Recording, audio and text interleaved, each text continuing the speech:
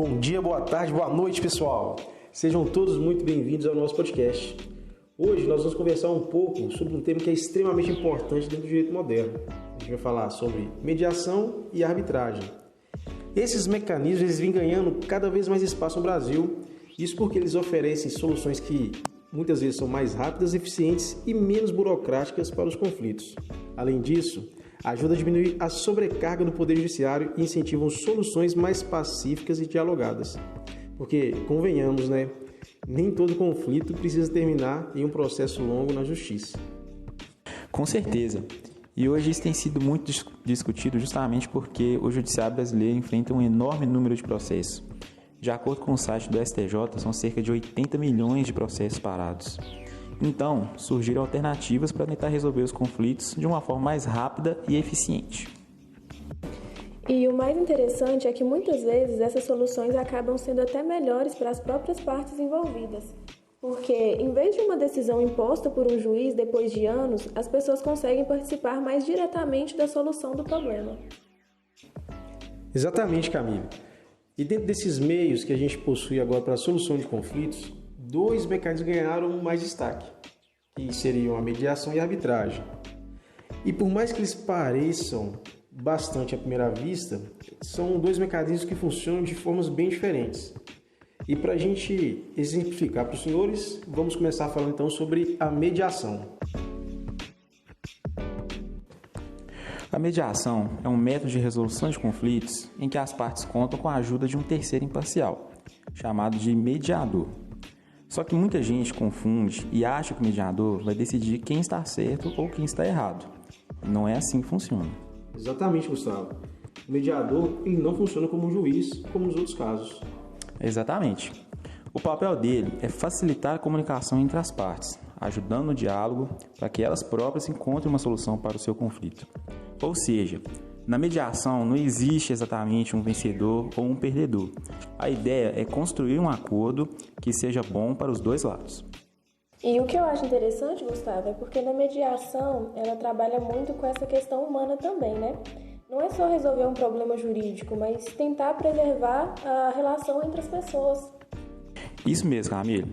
Por isso, ela é muito utilizada em conflitos familiares, escolares, empresariais e até mesmo entre vizinhos. Porque muitas vezes as pessoas vão continuar convivendo mesmo depois do seu conflito. Realmente, isso faz muito sentido. Porque olha só, se a gente imaginar um casal que discute por causa da guarda dos filhos, um processo judicial extremamente desgastante e pode acabar piorando ainda mais a situação. Sim. E na mediação, o objetivo é justamente diminuir esse desgaste. Olha só, o mediador, ele conduz a conversa de forma neutra para que as partes consigam chegar a um acordo mais equilibrado e menos traumático.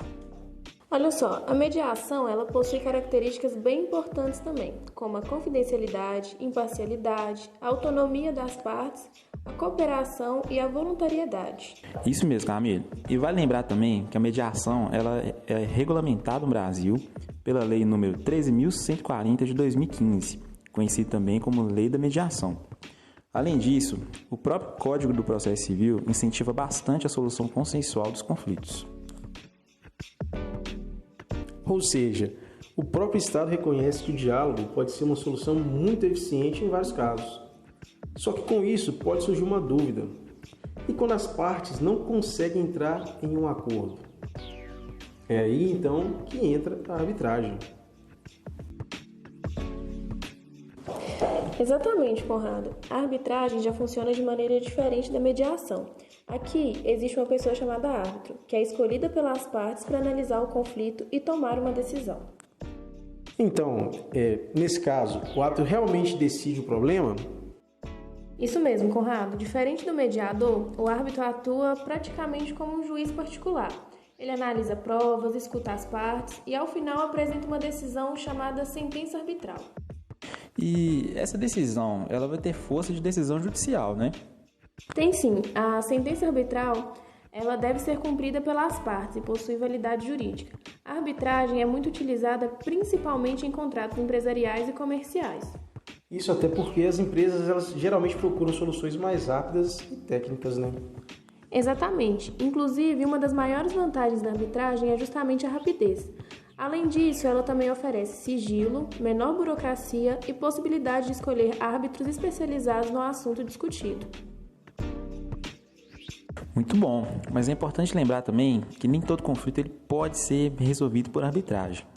Isso mesmo, Gustavo. A arbitragem ela só pode ser utilizada em direitos patrimoniais disponíveis, ou seja, aqueles direitos que só podem ser negociados pelas partes. Então, questões criminais, por exemplo, não podem ser resolvidas dessa forma. Salvo engano, a arbitragem ela possui uma legislação própria, procede?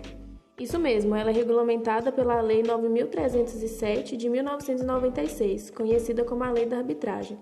Essa lei foi muito importante para fortalecer os meios extrajudiciais de resoluções de conflitos no Brasil.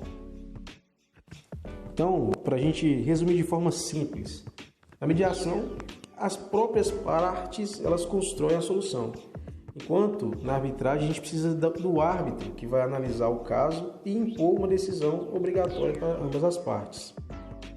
Além disso, a mediação ela busca preservar relações e incentivar o diálogo, enquanto a arbitragem possui um caráter mais técnico e decisório. Pois então, diante disso tudo, nós podemos perceber como a mediação e a arbitragem se tornaram fundamentais dentro do nosso direito moderno. Além de ajudarem a desafogar o judiciário, elas promovem soluções mais rápidas, econômicas e muitas vezes até mais humanas. E cada método possui suas próprias características, podendo ser utilizado de acordo com o tipo de conflito e a necessidade das partes. Meus amigos, chegamos ao fim, né? Hoje, o direito não busca apenas decidir conflitos, busca também construir soluções mais eficientes e pacíficas para a sociedade. Esperamos que vocês tenham gostado do nosso podcast hoje. Muito obrigado pela atenção e até a próxima.